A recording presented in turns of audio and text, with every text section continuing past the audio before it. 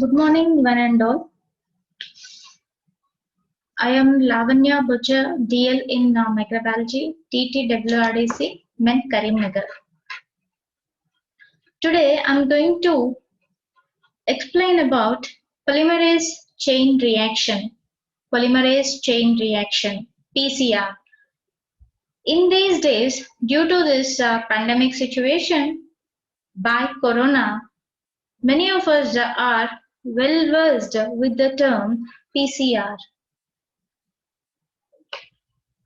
So PCR, the other name of PCR is in vitro gene amplification. In vitro gene amplification. Now we'll see the contents under the session PCR include introduction, history, requirements, working mechanism of PCR, variants of PCR, and applications of PCR. So this is a polymerase chain reaction. So this PCR, polymerase chain reaction, is going to target and amplify a specific region of DNA. Specific region of DNA. This is an in vitro technique, means the amplification of the DNA can be done in laboratory conditions, artificial conditions, and this technique is employed to generate large amount of specified DNA, And the main objective of a PCR is we can get as much as DNA what we need from single copy of DNA. For example, if you see some of the samples are like a blood sample or a semen sample or a single hair or a vaginal swabs, etc., is enough to get as much as DNA that we want. And generally this amplification of the DNA can be done by two methods. One is a cloning, gene cloning method. This is nothing but in vivo gene amplification, but of course this requires longer periods. Whereas this PCR is going to give us the amplified DNA within no time. And here in this slide you can see, for example, if we have a single copy of DNA, that's enough to get multiple copies of the DNA. This is the speciality of the PCR. So what is PCR? PCR is nothing but polymerase chain reaction, and this is the in vitro technique to amplify the specified DNA, and even the amplification is done in no time.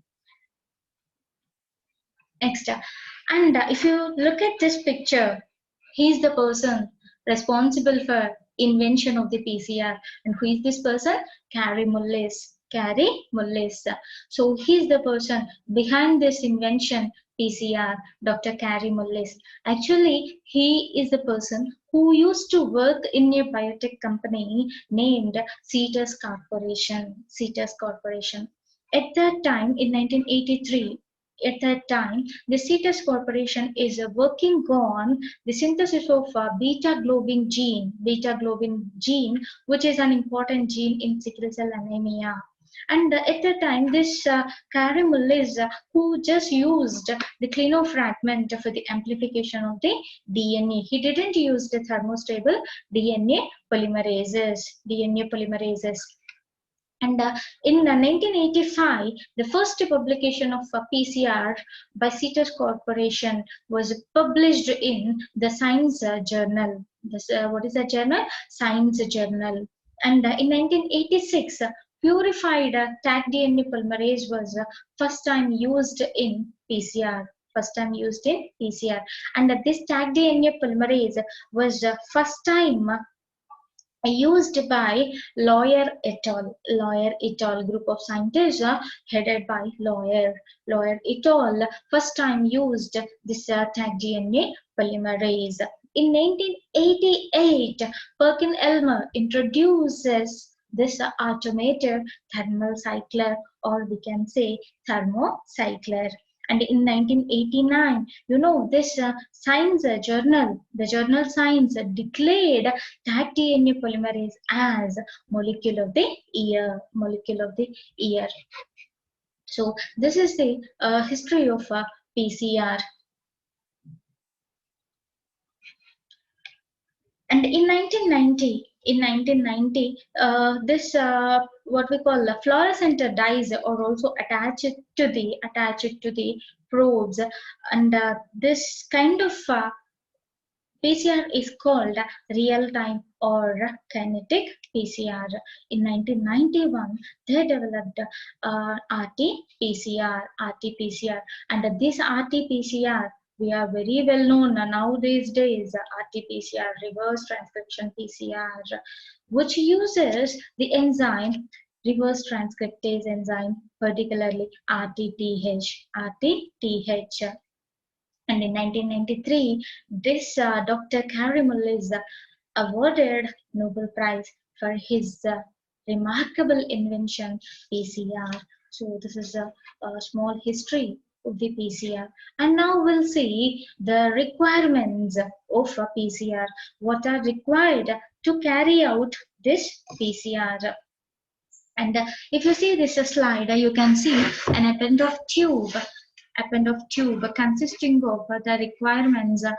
DNA template means a single copy of the DNA what we require to amplify the DNA, and the second one primers, and the tag DNA polymerase to synthesize the DNA, and the DNTP is deoxyribonucleotide triphosphates, and the buffer solution, and the divalent cations like magnesium. And if you see this, all this together going to make this reaction mixture, and this reaction mixture was kept in this append of tube, and this append of tube is enough to amplify, to multiply the DNA. And now we'll see the requirements in detail.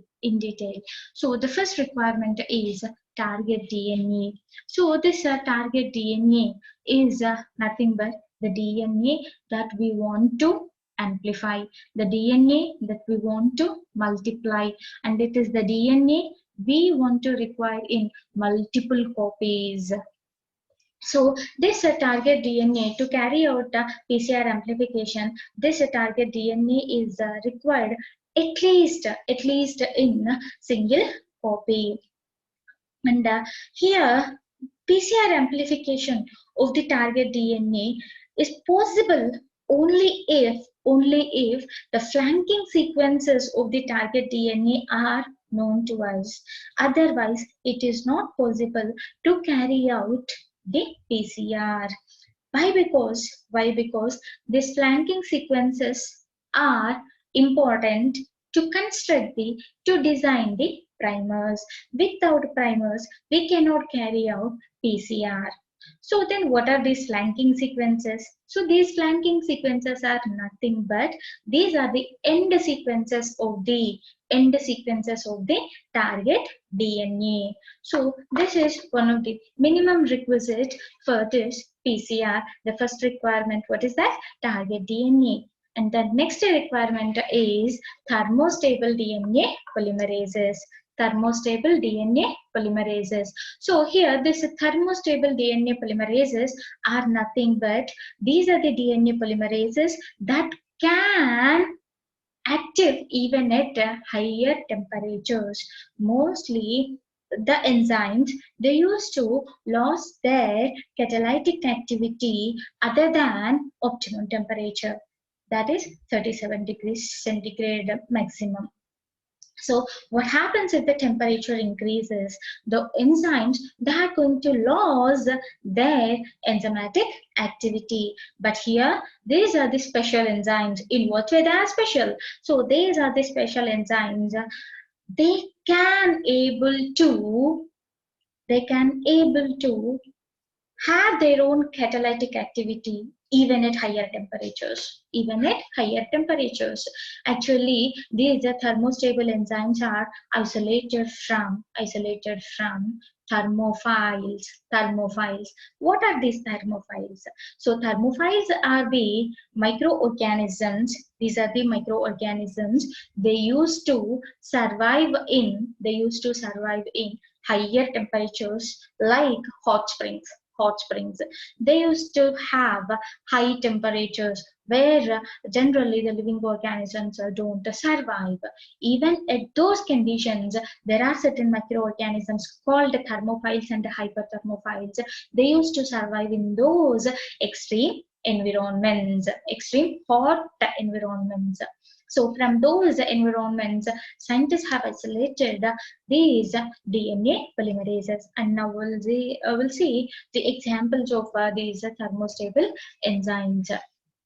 So the first enzyme, the very well-known enzyme here is tag DNA polymerase. Tag DNA polymerase is isolated from one of the thermophile named Thermus aquaticus. Thermus aquaticus bacteria. And the second one is Wnt DNA polymerase. Wnt DNA polymerase. This Wnt DNA polymerase is isolated from the organism, the bacteria, Thermococcus littoralis. Thermococcus littoralis. And the next enzyme is PFU DNA polymerase. PFU DNA polymerase is isolated from Pyrococcus furiosus. Pyrococcus furiosus. And the next enzyme is Ultima DNA polymerase. Ultima DNA polymerase. This Ultima DNA polymerase is isolated from Thermotoga maritima. Thermotoga maritima bacteria. But of course, this enzyme isolation is not a commercial success. And the last one under this slide is TTH DNA polymerase. So this TTH DNA polymerase is isolated from Thermus thermophilus bacteria. Thermus thermophilus bacteria. So the speciality of this TTH DNA polymerase is having dual function.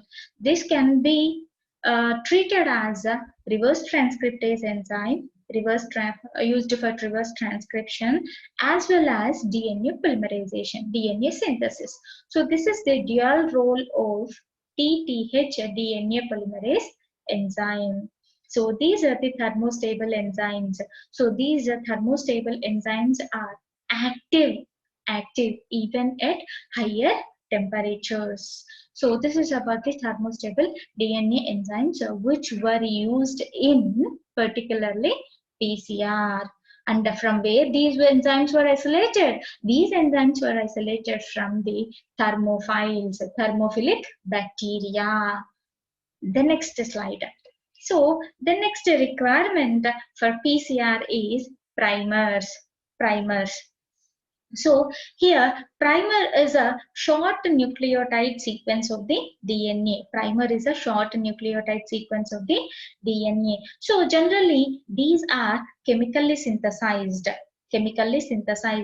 from oligonucleotides, and they are having the capability of binding with the complementary bases of the target DNA. They have the ability to bind with the target DNA to initiate DNA synthesis, and generally their size is 20 to 30 bases. Their size is 20 to 30 bases. So primers are artificially synthesized and they have 20 to 30 bases long, and they are able to bind to the target DNA, particularly at flanking sequences.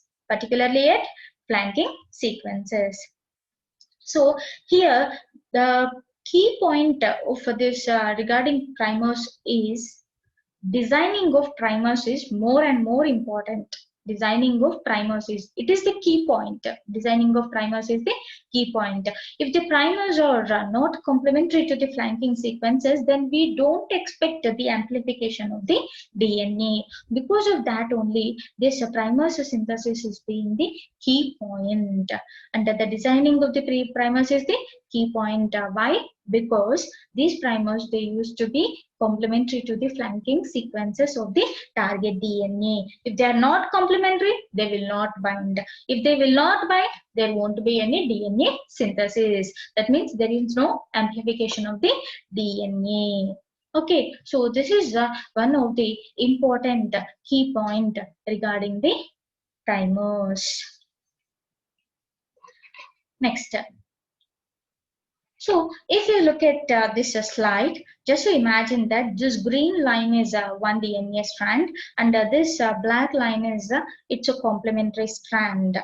So just to imagine that these are the two strands of the DNA. Two strands of the DNA, and here this one arrow mark indicates one primer, and here this arrow mark indicates another primer.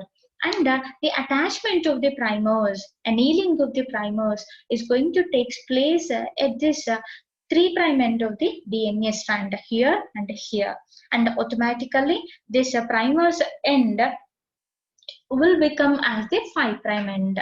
5' end. So this is the double stranded DNA from which each strand gets separated. After this separation of the DNA, double stranded DNA, primers are going to get attached to this flanking sequences. So these end sequences are considered as the flanking sequences. Next, the next requirement is deoxyribonucleotides. Deoxyribonucleotides, in short form, we can call them as the DNTPs. Deoxyribonucleotide triphosphate. Deoxyribonucleotide triphosphate. DNTPs. Okay, so here this DNTPs include a DATP, DCTP, DTTP, and DGTP, nothing but adenosine, cytosine, thymine, and guanine. So now these are going to be the building blocks. So these are the A, C, T, G. These are the building blocks. Oligonucleotides are the building blocks of the DNA. Without these oligonucleotides, we cannot see the synthesis of the DNA. We cannot see the synthesis of the DNA. For example, can you imagine the wall without breaks? So we require breaks to construct a wall. In that way, these oligonucleotides are important to synthesize DNA. So this is the next requirement. Yes, now this comes into picture, the most revolutionized equipment. What is that? Thermocycler, or else we can say this as the thermal cycler. And the speciality of this instrument is it is a fully automated temperature controlling machine. It is a fully automated one. It is a simply superb microprocessor which can operate 3 different temperatures just within 1 to 3 minutes duration. It is maintaining 3 different temperatures in the span of 3 minutes. So this is the speciality of this instrument. What is that? Thermocycler. So this is a microprocessor. It is a fully automated one, and it is maintaining 3 different temperatures. For how much time? This is maintaining 3 different temperatures for 3 minutes. And it is maintaining the temperatures like 92 to 96 degrees centigrade as well as 55 degrees centigrade. Next, followed by 72 degrees centigrade. Initially, it is rising the temperature, automatically it is falling down, and again it is increasing. So within the span of 3 minutes, it is maintaining 3 different temperatures. So this is the speciality of thermocycler, and here you can see different spaces, different cells. Here we can put the append of tubes containing the reaction mixture. In previous slides, I have shown you now how we are going to make the reaction mixture, and after that, the append of tube is kept in this thermocycler, and here you can use this touch pad to set up the number of cycles. So this is about the thermocycler. And the other requirements include here magnesium chloride or potassium chloride. Magnesium chloride or potassium chloride with tris HCl. And what is the speciality of magnesium here? Why we need to add this magnesium in the reaction mixture? Because this magnesium, it is going to affect primer annealing, nothing but the attachment of the primers to the target DNA at flanking sequences, and that is going to become 5' end, as well as template denaturation, means that the synthesis of the DNA can be done with the cofactor like ions. What are those? Magnesium. So these are the requirements which are needed to carry out the PCR. Next step, working mechanism. Working mechanism. So here, this PCR is to start the PCR. Here, the DNA from required sample can be taken, and to that all the requirements are added, and we just made a reaction mixture in a append of tube. So now that the append of tube has to be kept in the thermal cycler, and that thermal cycler are meant for a number of cycles, so that it will be asking how many cycles that you want. So we may go for around 30 to 40 cycles. As this is an automated cycler, automatically it continuously run the number of cycles what we mentioned on the thermocycler. And then now we'll see the steps of this PCR. So this is the step 1 called a denaturation. So the first step of PCR is a denaturation. So this, what is meant by denaturation here? So this denaturation is nothing but, if you see this slide here, you can see the double-stranded DNA.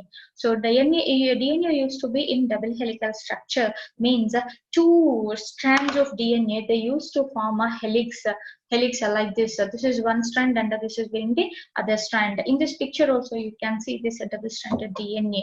So this double-stranded nature is due to the bonding between 2 strands. So initially the 2 strands are used to be parallel like this.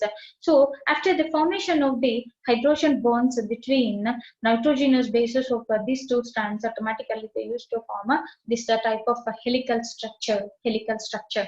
So as the temperature increases, what happens? The bonding between these 2 strands automatically getting broken down. These bonds between these 2 strands are going to broken down, and automatically what happens? The 2 strands are getting separated. So this is the first step of PCR, and called as a denaturation.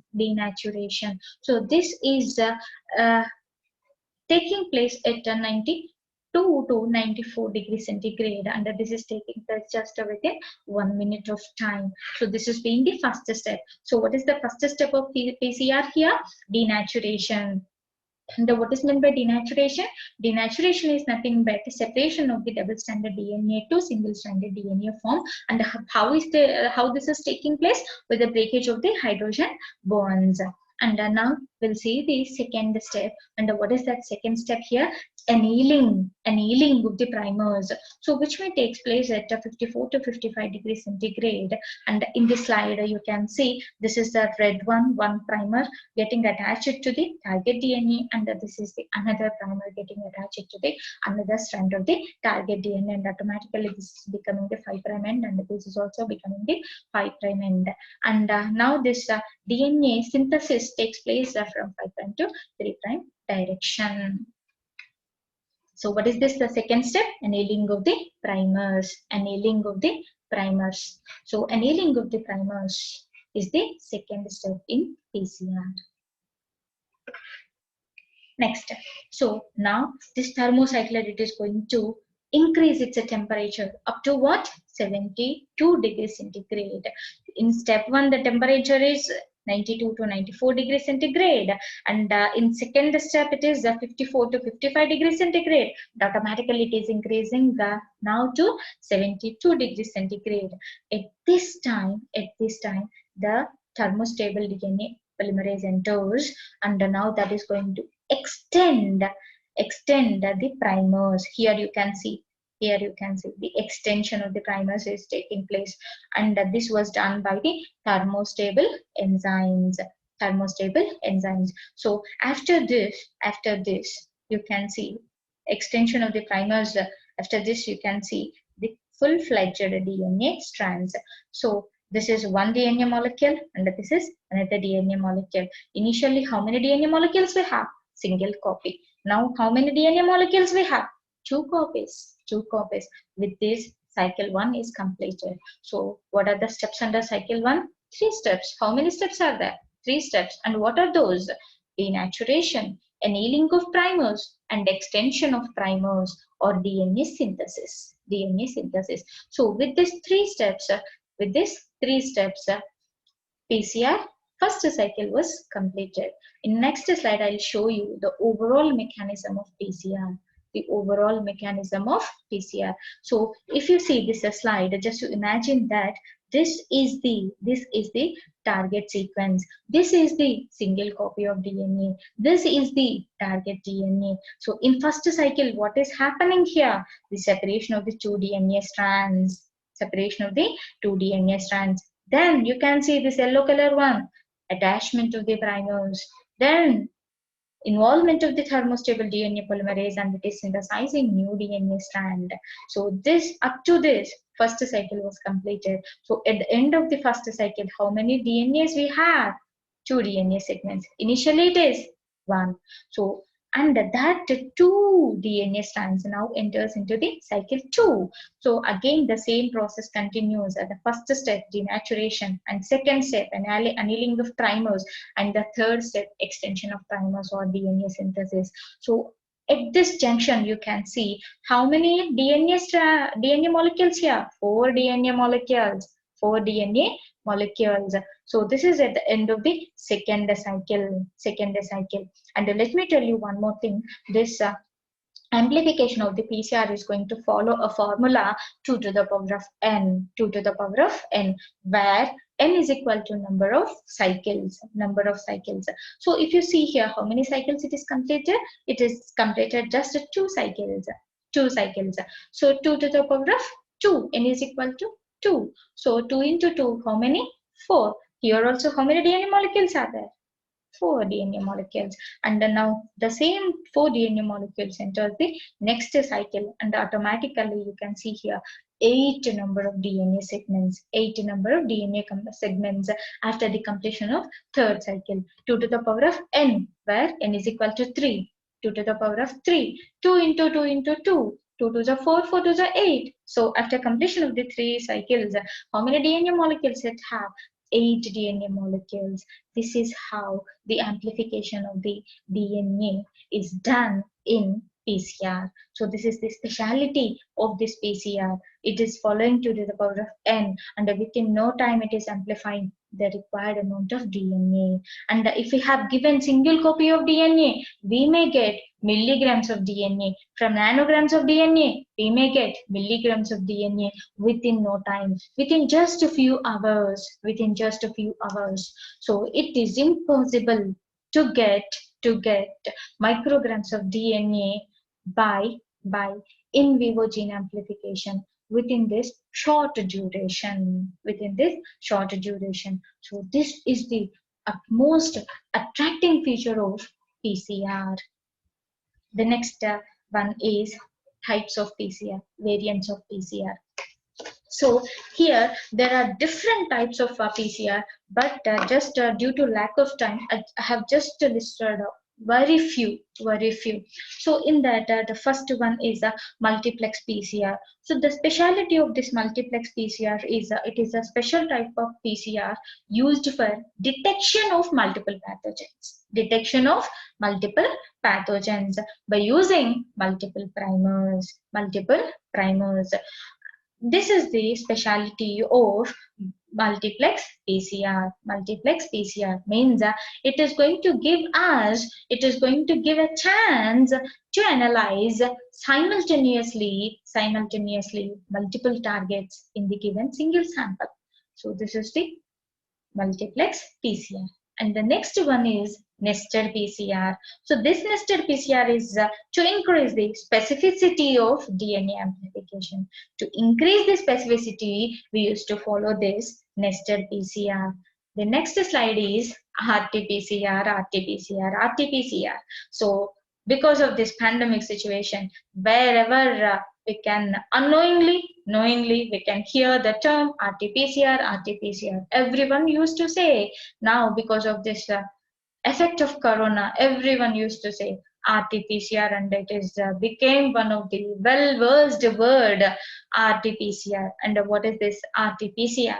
RT-PCR is the reverse transcription PCR, or we can also call that as the real-time PCR. Real-time PCR. And this is used, this RT-PCR, it is used to amplify the DNA. And here, to run this RT-PCR, the specialty of this RT-PCR is we don't require single copy of DNA. So just now I have told you that to carry out PCR, we require at least a single copy of DNA. But here we don't require any DNA. Then what we require? How we can get the amplified DNA? So here we require just RNA, just RNA. So from RNA, we may get the DNA with the, what is that process here? Reverse transcription, reverse transcription. So as a central dogma, we know that according to this central dogma, so from DNA to DNA, from DNA we get the DNA, that process called a replication, and from DNA we are getting RNA, process called a transcription, and from this RNA we are getting proteins called a translation. But here the reversal of the transcription can be observed. So according to central dogma, we may get RNA from where? DNA, but the reversal can be done by using this reverse transcription. So from RNA we may get DNA, and that DNA called complementary DNA or copy DNA or simply cDNA. So here we require an enzyme called reverse transcriptase. Reverse transcriptase, it is the enzyme responsible to synthesize cDNA, copy DNA, complementary DNA from RNA. So here this RT-PCR, it is getting samples RNA. Instead of DNA, it is requiring, what is that sample? It just requires, what is that sample? RNA. It don't require DNA. RNA is enough to carry out this RT-PCR. And here this slide shows you corona. So this corona is a virus having RNA as its a genetic material, and we already know that viruses are of different types. They may have either DNA or RNA as their genetic material. So here what happens, this RNA containing viruses, this RNA containing viruses, if we feel them as the pathogens, their pathogenic effect, their presence in our body can be estimated by doing this RT-PCR. So here this require RT-PCR two steps. For example, two reactions. For example, it may go directly in single step reverse transcription as well as DNA amplification, or else in one step reverse transcription, then followed by DNA amplification. So two reactions may be either combined in one tube or may be done in different steps manner. So this is RT-PCR. The main use of this RT-PCR is detection of RNA viruses, just like a coronavirus, and the detection of the microorganisms by targeting their RNA. And one more thing that I want to share with you is, if this genetic material, this presence of RNA, the amplified DNA, if it is observed just below the 20 cycles, that estimates that that particular individual is less loaded with the virus, less loaded. If we if we get the report that if we get the PCR sample, if we get the PCR amplified DNA just below the 20 cycles, means it is indicating that individual is highly affected, is his body is highly heavily loaded with the virus. If a particular gene amplification through this RT-PCR is crossing 20 cycles, means that particular individual is lightly loaded with the virus. So there is no that much effective pathogenicity by the virus. So this is the RT-PCR. So this in this slide you can see, just to imagine this red line is the RNA. This red line is the RNA, and just you assume that this is the primer, and now this is going for reverse transcription. Reverse transcription with the enzyme reverse transcriptase. Reverse transcriptase. So this reverse transcriptase synthesizes DNA called cDNA, and now this cDNA is undergoing the process PCR, and here you can see the amplified DNA fragments, amplified DNA fragments. So this is the mechanism of the RT-PCR, reverse transcription PCR. So for this we require, instead of target DNA, we require RNA, and with the reverse transcription this RNA is synthesized into cDNA, and this cDNA amplification done by normal PCR. So this is the reverse transcription, and I have told you that this RT-PCR may be done in one step or in two steps. So here RNA, the required RNA to synthesize the cDNA, we require RNA and primers, reverse transcriptase enzyme to DNA polymerase to amplify the cDNA, and buffer reagents. So all together was kept in this Eppendorf tube and can be run RT-PCR. So this is called a one-step RT-PCR. Means all this reverse transcription as well as DNA polymerization was done in single step, so that it is called a one-step RT-PCR. And the next one is two-step RT-PCR. Here we are using non-specific primers, RNA, reverse transcriptase, DNA polymerase, and the buffer reagents. So here the reverse transcription takes place, just a reverse transcription.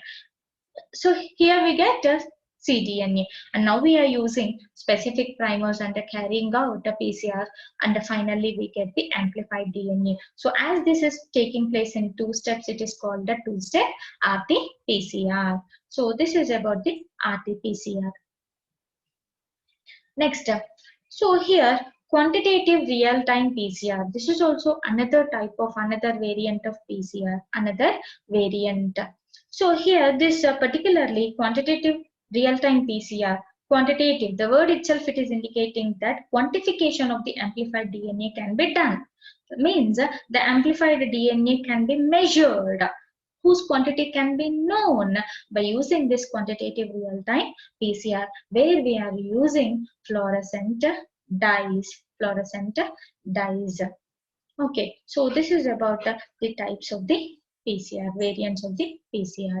And the next slide is PCR versus gene cloning. PCR is the in vitro gene amplification.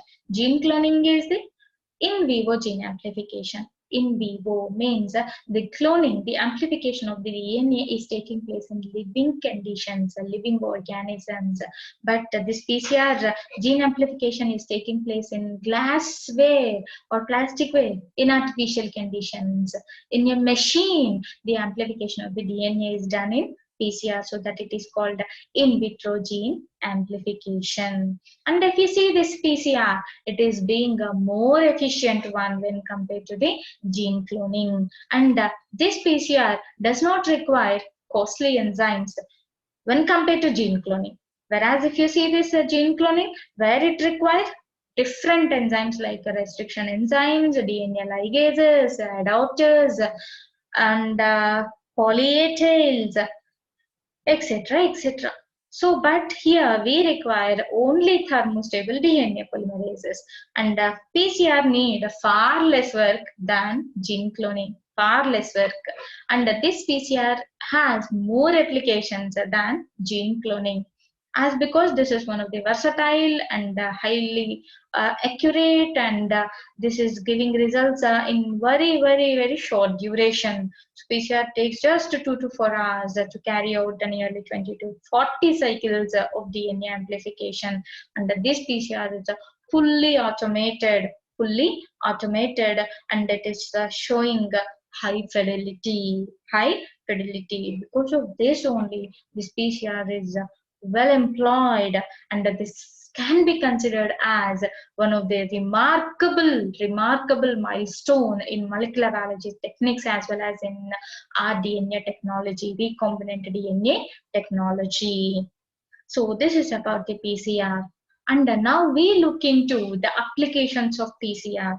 The applications of PCR.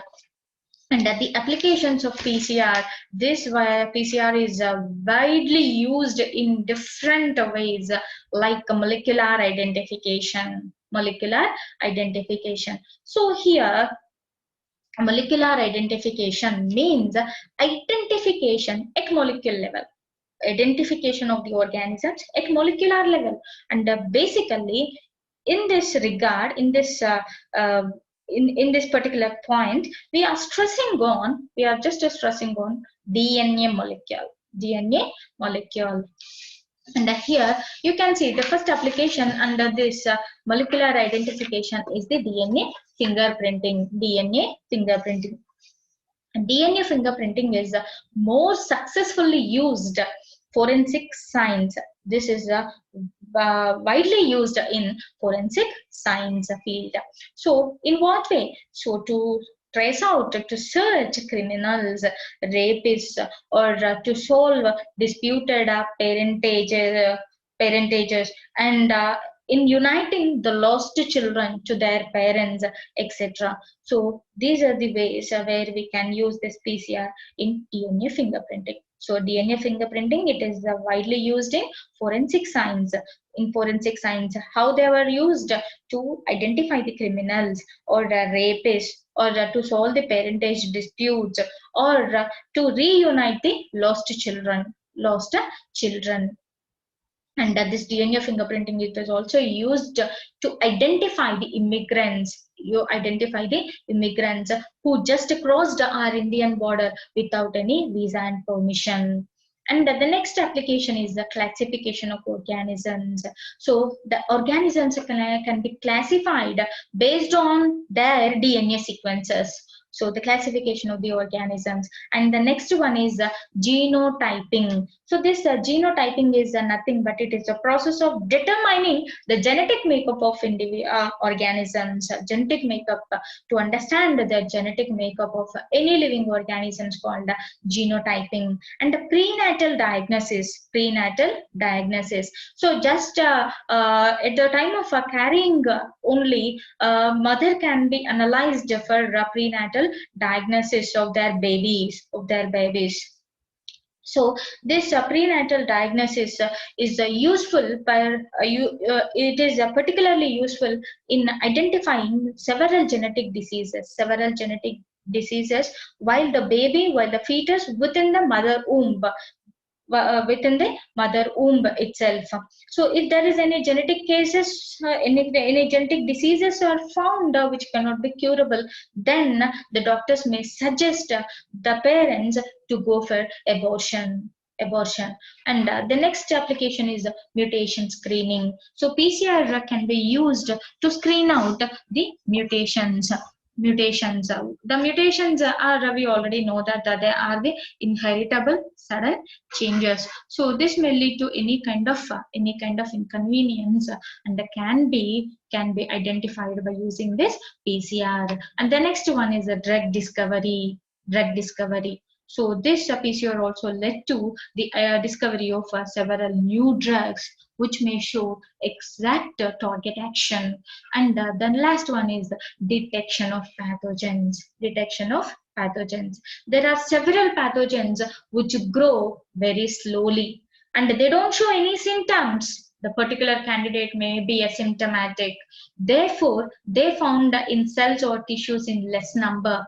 Hence, for the diagnosis, PCR-based assay have been developed. So these detect the presence of certain specific sequences of pathogens present in the infected cells. So generally, they don't give the results through these rapid test or antigen or antibody tests. Okay, so these are the applications about the molecular identifications. And the next one is sequencing. So PCR is also used to sequence. What is this sequencing? Sequencing is nothing but to know the oligonucleotide order of any gene or any given DNA segment. So this is particularly used in the field of bioinformatics. So this is one of the advanced course of life sciences, bioinformatics. So where software and computer knowledge is used to understand the biological systems. So where these nucleotide sequences are being maintained as the bank in this bioinformatics field. And the next one is genomic cloning. And here this clones can be produced by using this PCR. And the next one is a Human Genome Project.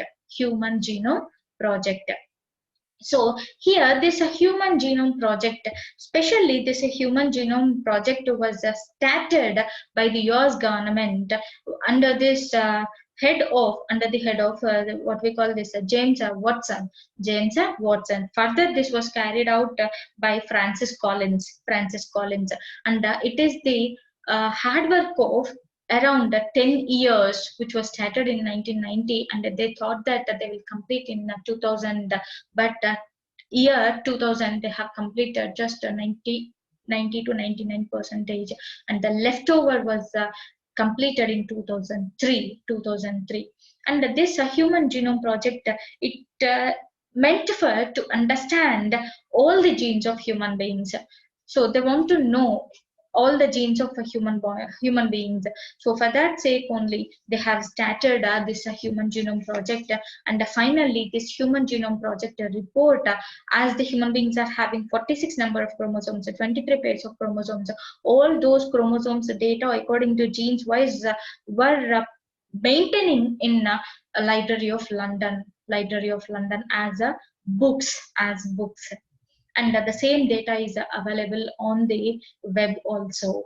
And the third category of applications include genetic engineering. So here, site-directed mutagenesis. So this site-directed mutagenesis is a molecular biology technique, and it is particularly used to make specific and intentional changes in the DNA sequences of the genes. So what is the need of this site-directed mutagenesis? So the required quantity or the required trait in a particular living organism can be got by this site-directed mutagenesis. And the next one is the gene expression studies. So if there is a gene, means in an organism is not enough, the gene must express. So those gene expression status is also known by this PCR. So these are the applications of PCR. So with this, the session was end. So what we are looking into this, so from the beginning, if you see,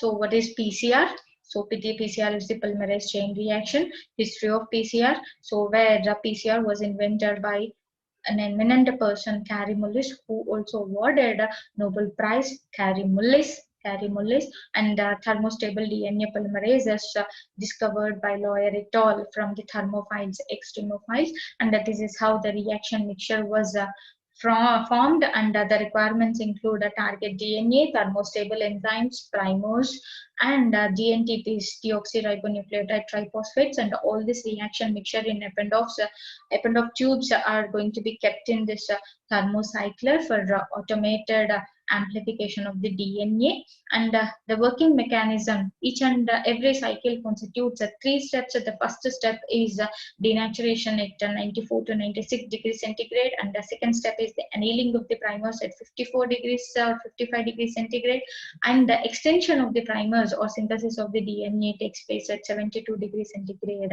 And this is how the PCR is following 2 to the power of n formula, 2 to the power of n formula. And these are the different variants of the PCR, and we just focused more on RT-PCR, reverse transcription PCR. And this reverse transcription PCR is particularly used to identify the viral infections. And this slide shows how PCR is best over gene cloning. And these are the several applications of the PCR. Thank you. And let me show you a small video how this PCR is taking place.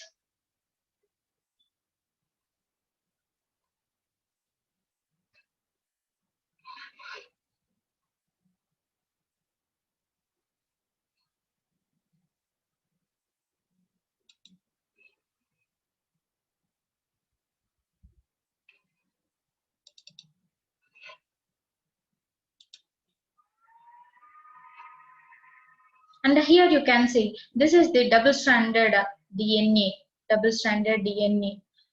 And just imagine that this is the segment of the DNA that we are going to amplify, And these are the primers, and these are the oligonucleotides. And this is the thermostable DNA polymerase enzyme, and this is the thermocycler that we are going to use for the amplification of the DNA. And this is the Thermus aquaticus, one of the thermophyte from which we got this DNA polymerase. So just we go for cycle 1. So what happens during this cycle 1? The first step, denaturation. So the double-stranded DNA now just become into single-stranded DNA, and now we are seeing into this annealing of the primers. So this is the second step, and this after completion of this annealing of the primers, the oligonucleotides they are going to frame into a new DNA strand with the help of this DNA polymerase enzyme. And you can see how this DNA polymerase enzyme, thermostable DNA polymerase enzyme or tag DNA polymerase is polymerizing, is extending the primers, so that you can see now 2 copies of the DNA. So here, how many copies now we have? So after completion of the first cycle, we have 2 copies of the DNA. Initially, it is single copy, and now it is showing 2 copies. And this continues till the required number of cycles what we